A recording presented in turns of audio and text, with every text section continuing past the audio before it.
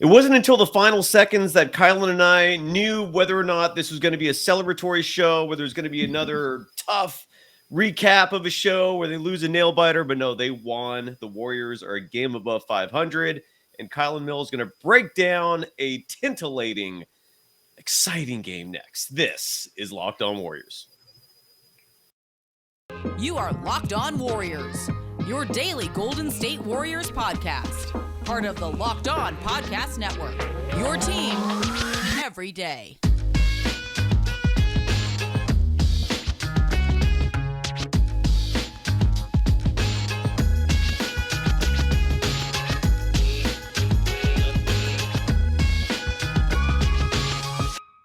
Thank you for making Locked On Warriors your first listen every day. We're free and available wherever you get podcasts. You can follow Kylen Mills on Twitter, Instagram, TikTok, and a whole bunch more at Kylen Mills. You can follow me, Cyrus Saatsaz, on Twitter at Dog Surf Roadshow. Forgot to mention, today's episode is brought to you by PrizePicks. First-time users can receive a 100% instant deposit match up to $100 with the promo code Locked On. That's PrizePicks.com. Use the promo code Locked On. You can follow Kylen Mills again. I just said that, but I'll say it one more time. On Twitter, Instagram, TikTok at Kylen Mills. What was your immediate reaction to this game? They won. It was way too close for comfort. 109-104 the final. Your reaction, Kylen, to the Warriors being a game above 500?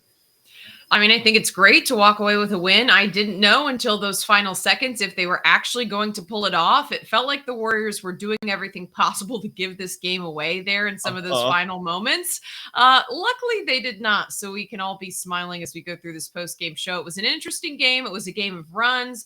The Warriors went up, then they had like a 4-minute scoring drought, I think, to end the third quarter. And that's where I got really concerned.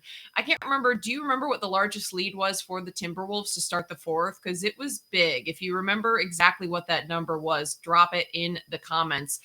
So I think that it was a great sign that the Warriors fought back in this game. I mean, like I said, just with the run, they were up, they were down. They continued fighting and they played with some energy. They played with some intensity. And that's something that I tweeted about because it's been missing from this Warriors team at a lot of times this season. They just have not looked like they're enjoying themselves. Yeah. Today, I thought they at least were playing with intensity. They were playing with energy, even though they had a couple of scoring droughts. It got ugly there from time to time, but it never felt like they gave up or threw in the towel, which honestly has happened quite a bit this season.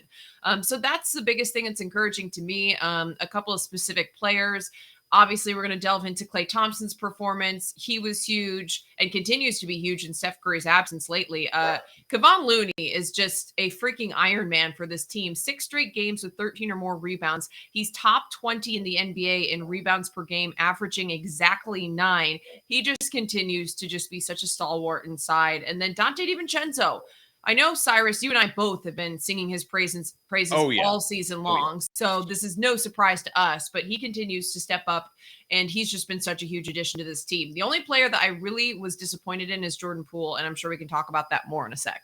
We'll talk about that now. I actually, okay. I was having a debate with someone on I think Twitter about him tonight because a lot of people, are a little disappointed in him, maybe for good reason. His shooting is down. His three-point shooting is down, especially from 36 to 33%. We've talked about his rebounding being down a little bit. But I feel like he's being bashed a lot. And look, his three-point shooting tonight was awful. It was 1 for 8. But he actually had some good moments. Like he had a blocked shot, a big one in the first half. I don't know if you remember that. He had a couple of clutch steals, if I remember correctly. Finished with 15 points. But ultimately, I mean, he was the 6th man on a world championship team. I just think people should not forget that. And for whatever struggles he's having this year shooting with the turnovers, the turnovers are up a little bit. His scoring is also up. His assists are also up. I mean, he's averaging almost 21 points per game. So I don't want to just crap on him. I feel like people have been doing that a lot this year. And I'm sorry to set you up poorly if that's what I just did.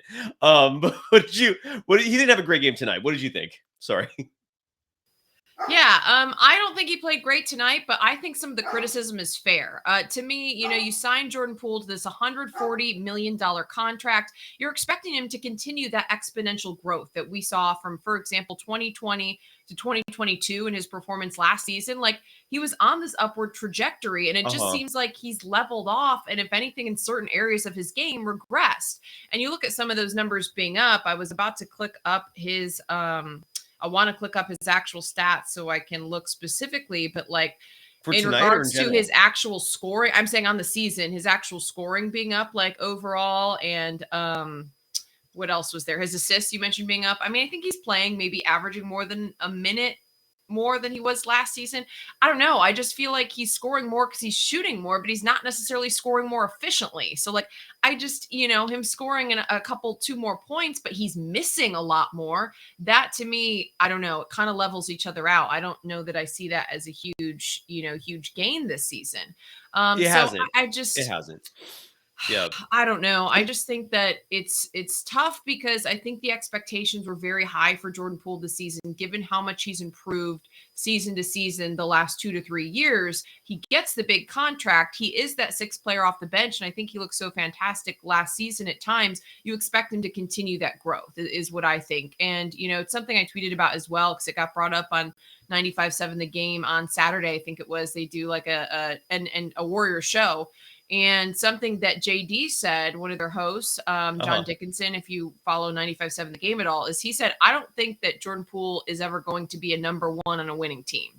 And to me, okay. And I think, and a lot of people responded when I tweeted that and said they completely agree. They think that's totally fair. And to me, the way that it was, I don't know, I feel like advertised Jordan Poole getting this big contract, the way he was talked about was that at some point he's the future of this organization, that at some point he could get the keys to the castle from Steph Curry. I say that at some point because I do still believe Curry has some run in him, but I'm just saying, to me, the Warriors are kind of acting like, hey, we're building around this person, Jordan Poole. He's the future of the organization, and I think people truly believe that he was going to be able to be a number 1. And now it's kind of like, I feel like pump the brakes. Some of the flaws in his game are concerning. And to me, like even late game in this one, I just thought the ball handling, turnovers, like I just get nervous. Like I don't feel like he necessarily has that late game composure to be a closer right now. That's not to say he can't get better. And I think he definitely can. But, I just think a lot of people want to see more improvement. And there just continues to be a lot of the same mistakes over and over again. Yeah, and again, when you're comparing Jordan Poole last year to this year, he's averaging, entering tonight, he's averaging 0.6 minutes, meaning like about 35, 40 seconds more per game than last year. So his minutes are almost exactly even, but he is averaging more shot attempts, 2.2 shot attempts more per game than a year ago. And then he's almost even in terms of his 3-point attempts. And again, his scoring went from 18.5 points per game last year. Now it's at 20.8. His assists went from 4.0 to 4.6. Steve Kerr, actually, he was talking to our friend Larry Krueger on 95.7 The Game, because it's where he has like this weekly or bi-weekly coaches show. And he actually brought up a point which might be valid in terms of Jordan Poole maybe not progressing, as fast as we'd like. The trajectory isn't quite, skyrocketing the way we'd hoped. Is that teams are also focusing a lot more on him. Whereas last year, he was kind of a relatively new commodity for the Warriors. Again, he was their 6th man for the second half of the season when Klay came back. First half, he was actually starting a lot of those games. But teams seem to be squaring up on him a lot more, focusing their defense schematically toward him. And maybe that's why his numbers are a little down. Again, tonight was an example where I still feel strongly that if his 3-point shot is not going down, he should not take the shooters shoot mentality, right? Like go for those easier baskets, go for the 2s. But I'm not ready to give up on him. I also don't have these expectations of him at 23 years of age to already be like the next Stephen Curry. If that's going to happen, that's going to maybe for like another year, 2, 3 years. I don't know. I'm okay with Poole. You're right. The money definitely brought a new perspective because starting next year, he's going to be making what, 25 million a year, 27 million a year. All right. Yeah. So when he's pulling in that kind of cash, absolutely the criticism is warranted, and maybe it's warranted this year. I don't know, but again, he was the 6th man on a title winning team. That gives me a lot of leeway, at least in my book. I mean, this is all subjective. Everyone's different. But when we come back, I do want to talk a lot about Patrick Baldwin Jr. Someone actually had a great comment. Rave 1234556V wrote, "We played Patrick Baldwin. We got a 2-game winning streak. Is it just coincidence? Is there a correlation there?" We'll talk about that. We'll also talk about those two-way players. Someone asked, how many more games do we have left with them? There can be a countdown, folks. Someone asked, why am I smiling so much? Well, one, the Warriors won. That was an exciting, awesome game. And 2, there's a finish line. There is a finish line for these guys. We'll talk about that and so much more in a minute. And maybe Kylen, you'll have more to talk about with Jordan Poole, because I have a hard time defending him. I mean, I can't defend him like staunchly this year, but again, he's averaging 20.8 points per game. I don't know. And I just have loyalty with him now. When you win a championship, you're suddenly persona non-awesomeness to me, whatever, if that makes any sense. But we'll talk about that and so much more in just a minute. First, got to give some love to PrizePicks. You still have not played that yet, right, Kylen? Is that correct? Has Charlie, you said Charlie plays it though? Is that correct or no? He has. I don't know that he does like on a regular basis. All right, it is fun. Again, for Californians and those of us here in California, we can't play FanDuel yet, which totally sucks, but we can play PrizePicks. And the premise is really simple. It's just over-unders on individual players. They call it daily fantasy made easy. And I think that's the loophole in terms of how it is legal in California. But regardless, yeah, it's all about individuals and how they perform. Like Jordan Poole, if you had bet the over on him tonight, you would not have won because he only scored 15 points. But if you had bet the over on Klay Thompson, who had yet another fantastic game, we got to talk about him a lot too. Jesus, he put up 32 points. You would have won because he would have nailed the over. The over-under on Klay was probably in the 27-28 range. I didn't play tonight, unfortunately. But regardless, that's how you play it. You just bet over-unders on individuals. It doesn't have to just be points. It could be rebounds. It could be assists. It doesn't just have to be NBA. It could be different sports. And the more players you pick correctly, the more you win. Players, maximum of 6. You can win up to 25 times what you put in. It's super fun, folks. This is a sponsor I love endorsing simply because it's legitimately that entertaining. Entries can be made in 6 seconds or less. The withdrawals are safe and fast and easy. You don't have to deal with sketchy wire services. So download the PrizePicks app or go to prizepicks.com to sign up and play daily fantasy sports. First-time users can receive a 100% instant deposit match up to $100 if you use the promo code Locked On. If you deposit $100, PrizePicks will give you $100. And if you only have 50, 25, whatever the amount, they will match it. Just don't forget to enter the promo code Locked On at sign up for an instant deposit match up to $100. You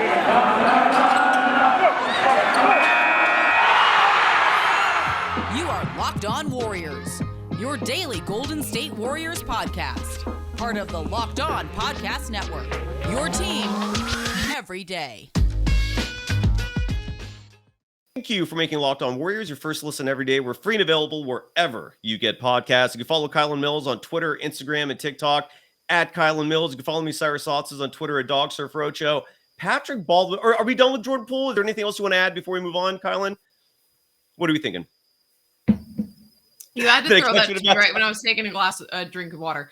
No, I mean, I'm not on the trade Jordan Poole, train just yet. Like, I'm not going that far because I see a lot of people mentioning that in the comments. Like, I'm not saying trade him. I'm just saying I think some of the criticism is fair because people are expecting a little bit more of him because of the contract, because of the improvements we saw the last season.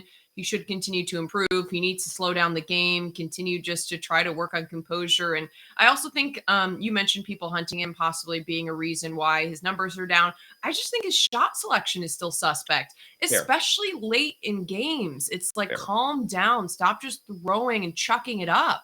Like the time that Steph got thrown out of the game for tossing his mouthpiece because Jordan Poole just threw up the most just trash 3 that you've ever seen in a late game pressure situation, like rushed the possession when based on the time there was no reason to. It just, I don't know. So those are just some of the areas that I feel like, he just really needs to improve on sooner than later. I mean, just to me, some of those costly turnovers late in game situations could actually impact the outcome. So that's the only reason why it scares me. Someone mentioned who do you trust with the ball at the end of the game? I mean, put the ball in Dante DiVincenzo's hands. Do not put the ball in Jordan Poole's hands, like based on what, the way he's played this season late in games. So I think, I'm not giving up on him either. I think some of the criticism's fair. And I think, hopefully he can still improve and there's still some time because he is young.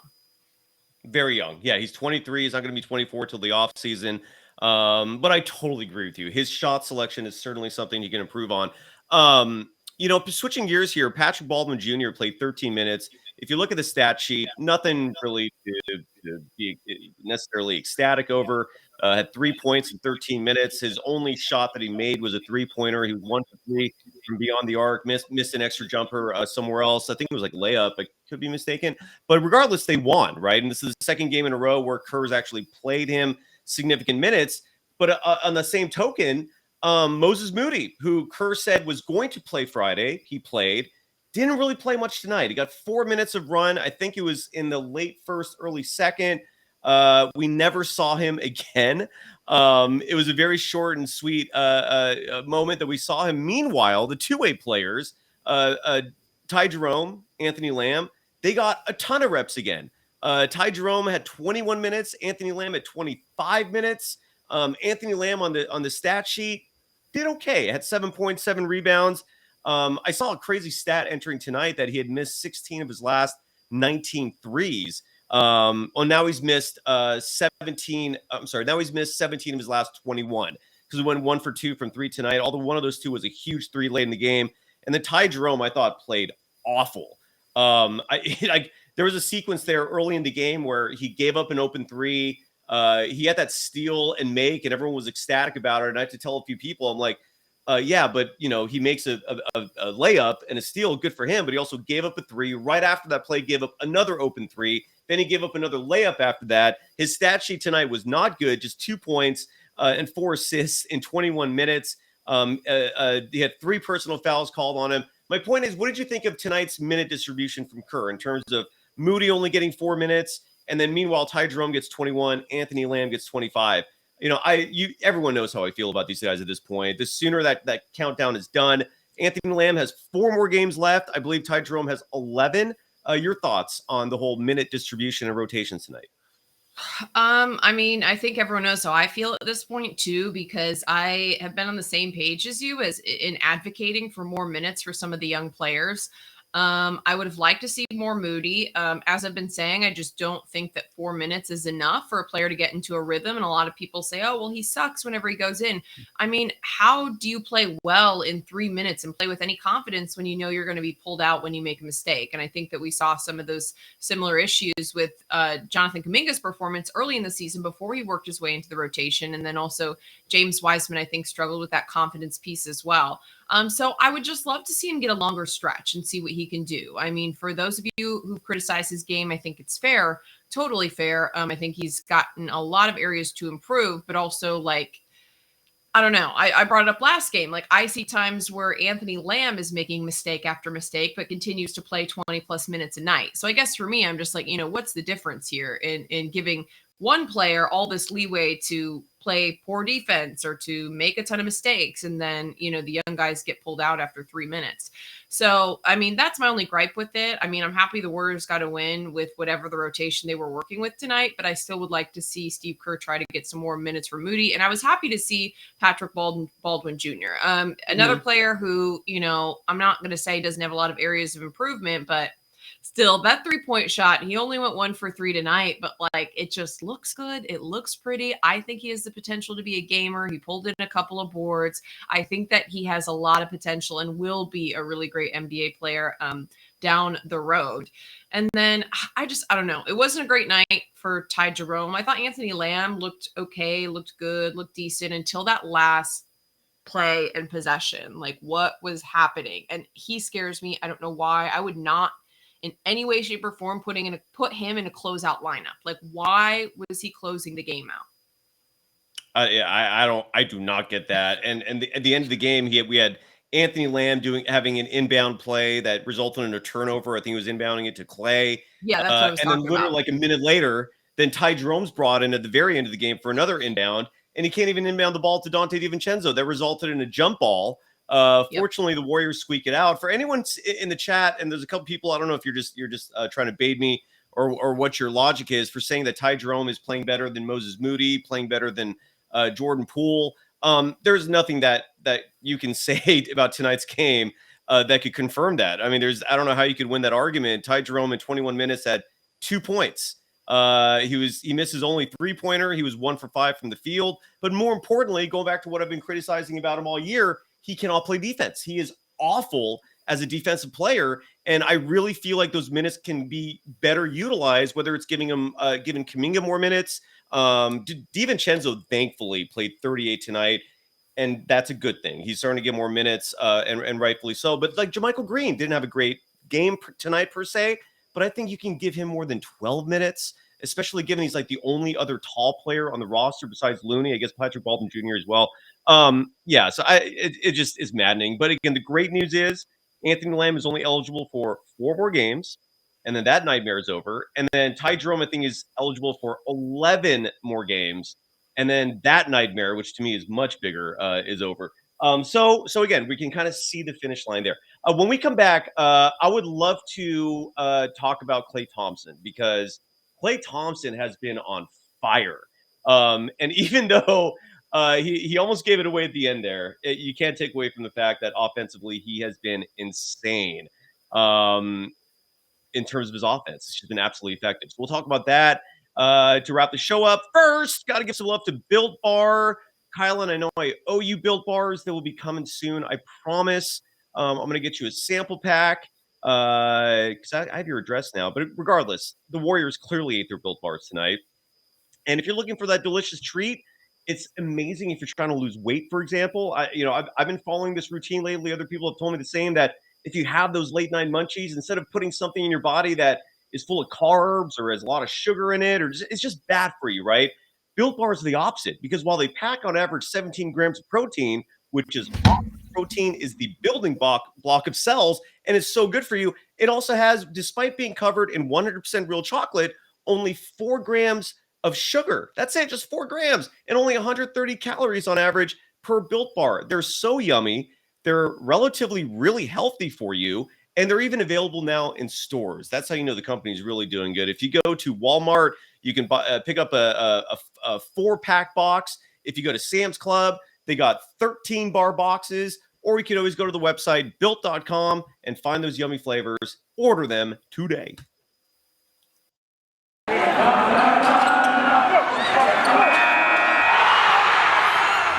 are Locked On Warriors, your daily Golden State Warriors podcast. Part of the Locked On Podcast Network, your team every day. They listen every day. We're free and available wherever you get podcasts. I'm looking at chat right now. There is some comedy there. Kylen, one final segment. You can follow Kylen Mills on Twitter, Instagram, TikTok, at Kylen Mills. Your reaction to Klay Thompson. He had 42 points, 12 3-pointers Friday. He comes back tonight in a game where they desperately need his services again, and he lights it up again. This time, 32 points. He was 6 for 14 from beyond the arc, 12 for 23 from the field. Total, he added 5 rebounds. He even had 4 assists. Your reaction to our boy, the other Splash brother, Klay Thompson, having yet another great game?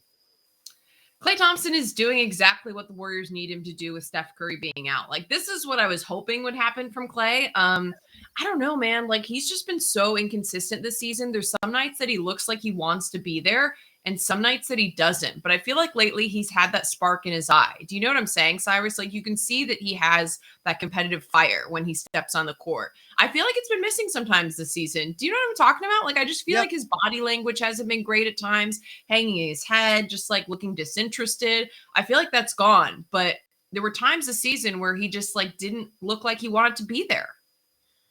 I agree. The play at the end with thing was a perfect example of that. He got inbounded the ball, and he just didn't see a defender coming up behind him and just knocked the ball out of his hands.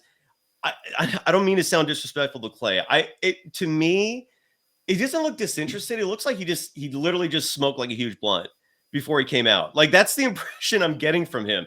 Like, he just looks dazed sometimes, right? Like, he looks like he's daydreaming.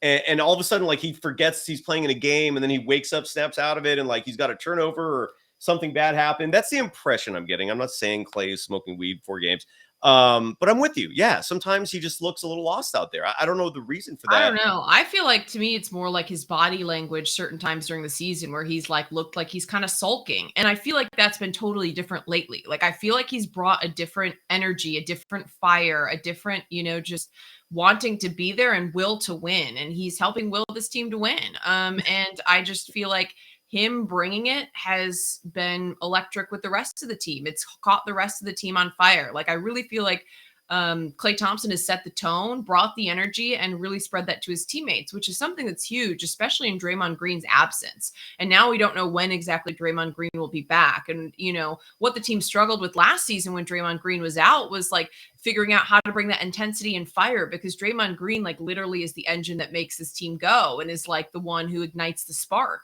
And without him last March or February, it was the team struggled to do that. And I think it's just been great to see. It looks like Klay Thompson has really been stepping up with that leadership and taking on that role and really, playing with a lot of energy, a lot of heart. And he's also, bringing the level up for the rest of his teammates. And the Warriors are really going to need that, and that's something we also got to touch on, is that today we learned that Draymond Green's knee had a setback and is not feeling well as of today. Coach Steve Kerr said that during the pregame presser, that Draymond Green had been on track with his recovery for that right knee bruise. That's what a contusion is. You see contusion means a bruise, but that it was flared up today, and that now he's going to have to undergo some further testing. Steve Kerr said likely an MRI tomorrow. So that's a big concern for the Warriors. I think it's great, though, that it seems like Klay Thompson's really been helping, like, bring that intensity the team needs. You're right. Kerr announced before the game that Dre suffered a setback. It surprised the team. I think they were counting on him playing tonight. And then without going into specifics in terms of what exactly the symptoms were that indicated his knee regressed, but he's going to go likely for an MRI. They didn't say for sure he was going to get one.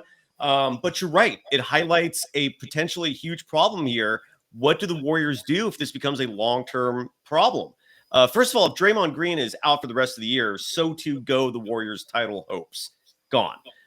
He is that important to this team. But in the short term, those minutes need to be filled by certain players, right? Jonathan Kuminga started tonight. I want to talk about him for a second. I thought Kuminga actually had a great game. Finished with 13 points, had 5 rebounds. There were a couple plays there where he actually posted up, backed the defender down, his back's to the rim, turns around and just put up an easy fadeaway jumper that went in. When Kuminga learns that he can do that anytime he wants, and we've seen a few moments from him this year, like the Jazz game really sticks out to me, even though that was some months ago now, where he was just attacking the rim with a vengeance without any hesitation. And he kind of like self-discovered, like, oh yeah, I'm talented. I can do this. I saw some moments like that tonight. He had this great slam at one point. He's going to have to step it up. I actually love, though, what Kuminga's been doing. To me, like, for anyone in the chat, and first of all, we have 348 people. I think that's like a new record in terms of audience size for this show. So thank you, everyone, for jumping in. Some people are discouraged about Kuminga. I liked what I saw tonight. Again, the kid is 20. I have a very hard rule, and my former colleague on this show actually had a rule that I adhere to as well, which is if they are not old enough to be able to drink, we shouldn't be attacking them. We shouldn't be criticizing them, kind of like the way I criticized Ty Jerome, for example. So I'm going to wait till he turns 21. But given he's only 20 years old, I don't think there's that much to criticize. I mean, he might not be like Franz Wagner. He might not be like, a Paolo Banchero. He's not obviously at that level in terms of his progress, but he also came into this league really raw.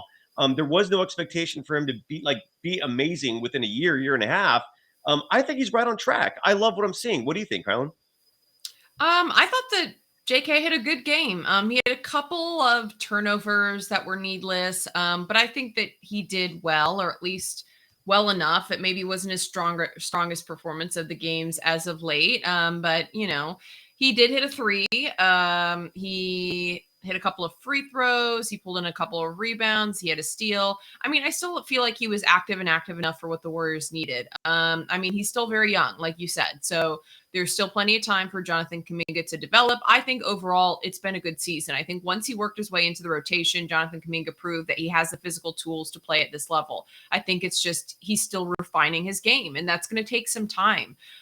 One area I want to mention, though, since we're bringing up Draymond Green and just in regards to the whole size situation, what do the Warriors do moving forward? Because I think that's something you have to look at. If Draymond Green is possibly or likely, according to Steve Kerr, getting an MRI tomorrow, his knee flared up, he could be out for extended period of time. I do still think the size piece is a concern. And yes, I know a lot of Warriors fans have been on the same page as you and I, Cy, that the team should be considering or looking into possibly signing a big, from the buyout market, which that deadline to do so in order for that individual to play in the postseason is March 1st. That's coming up on this Wednesday. They can, though, that is not a deadline. They can sign like a free agent. So someone like who has like a Boogie Cousins who hasn't been playing with a team. So they can still do that after the March 1st day. But tonight, Naz Reid, it was a career high for him, was it not? Yes, and he set that like in the second or third quarter. And it was quick. And so that's just one thing I want to bring up as far as looking forward from this win. I do think it's great that the Warriors were able to pull this one out, but like I still am just concerned about the depth in the front court. And if Draymond Green is out for a longer period of time than we thought, kind of what is the answer there? Because I think going up against athletic centers is going to be a struggle for the Warriors, and you don't want to be giving up 30 points, to a center every game, or at least to, like I said, some of the athletic centers in the league.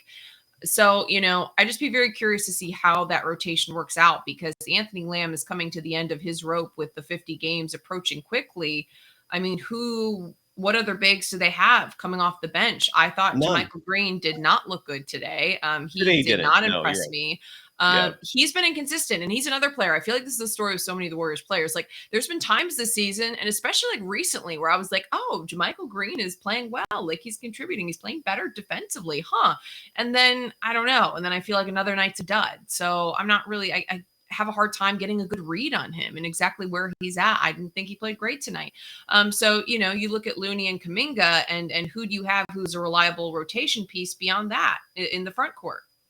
If Draymond Green, you and I saw the stat sheet tonight. I feel like there's no evidence of this, but I feel like you and I saw it at the exact same time. And that's Jared Vanderbilt in terms of what he did for the Lakers. Yes. He did it up for the Lakers tonight in terms of efficient shooting, both inside and out, rebounding, defense. It still eats my craw that the Warriors did not pursue him, given the asking price was not a lot. They could have got him.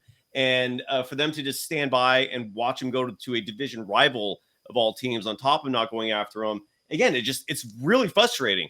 They need a player like him. So there's two players in the buyout market still available. The Warriors, it's insane if they don't do something. Serge Ibaka, I think, would be a huge help. Even for just 5-10 minutes a night, he can hit that corner three, so he's not a liability offensively. And he's at 6'9". He's not super tall. So, Steve Kerr has this aversion to old school type traditional centers.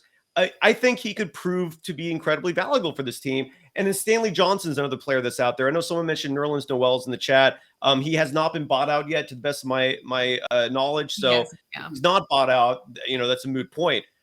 Stanley Johnson, I think, would be another excellent fit. The point is that I do think, especially if Anthony Lamb is not signed to a guaranteed deal, and it sounds like you and a lot of others don't want that anyways, they should really should. This isn't like maybe. They really should go after Ibaka or Stanley Johnson. And it's insane that they're just standing pat, because you're right. They get eaten up inside night in, night out.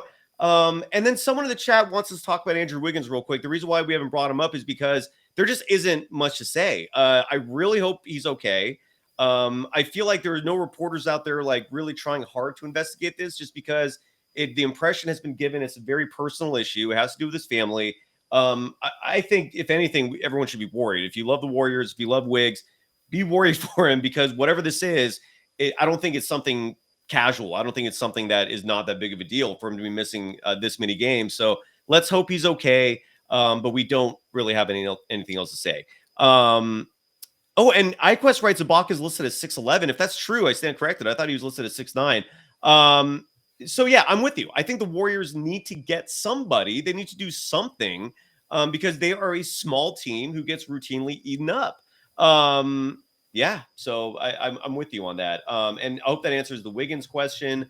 Real quick, there's a few things in the chat I want to finish up with. And Rebel the Sounds writes, Looney had 5 fouls. You're right. With Draymond out, Looney, night like tonight, getting in foul trouble. You need depth. You need help. And even Kerr said that he sees Patrick Baldwin Jr. as a small forward or power forward. He doesn't even see him as a center. So, yes, Eddie 757, Hassan Whiteside is also out there. We're just trying to list players that realistically the Warriors would pursue. I don't think Hassan Whiteside is on the Warriors' radar just because he has nothing to give offensively. I want to anything to add to that, Kylen, before we move on and finish up the show? No, I mean, I just think I'm on the same page. I mean, I just have been saying that I feel like at this point in the buyout market and where we're at, like Ibaka might be the best choice. But I just, at this point, I'd be happy with anyone, but sadly, I don't think it's going to happen. But, I just continue to be concerned about that front court depth because you mentioned, one of the bigs getting into foul trouble, injuries, as we're seeing now with Draymond Green. There's just like absolutely no room for error. There's no wiggle room. There's, beyond, like I said, Jonathan Kuminga and Kevon Looney right now, there's really no one when JMG isn't playing well. And, I guess then you've got Patrick Baldwin Jr., but as you mentioned, like Kerr doesn't really want to play him at a 5. And yes, we can play small ball. Like, of course, it's an option. But again, like when you're going up against an athletic center, and I just still think, though, that the size advantage or disadvantage for the Warriors does end up hurting them when they go small ball for an entire game. An entire game. Like teams can absolutely take advantage if they know that the Warriors have no one inside, no interior presence. Like when they go that small, and some of these lineups the Warriors are running are tiny, like small. So I don't know. I would like to see them add someone, but I'm not optimistic that it will happen at this point. But I think just one big body, anybody, wouldn't be bad. And also a couple people are mentioning or asking what's going on with Andre Iguodala. Great question. He continues to. Oh, my neck, my back, my neck and my back. Oh. That's what's going on with Andre Iguodala right there. Yeah, I mean, no, it's the same thing. It's that right hip soreness. I'm just like laughing to myself because like, did he seriously just end his season and possibly career with that dunk back in mid-January against the Spurs? Do you remember that transition dunk? And then like coincidentally, he stopped playing right after that. And like everyone's been pointing to that as being possibly, like he threw out his back, his hip, whatever, his latest ailment is.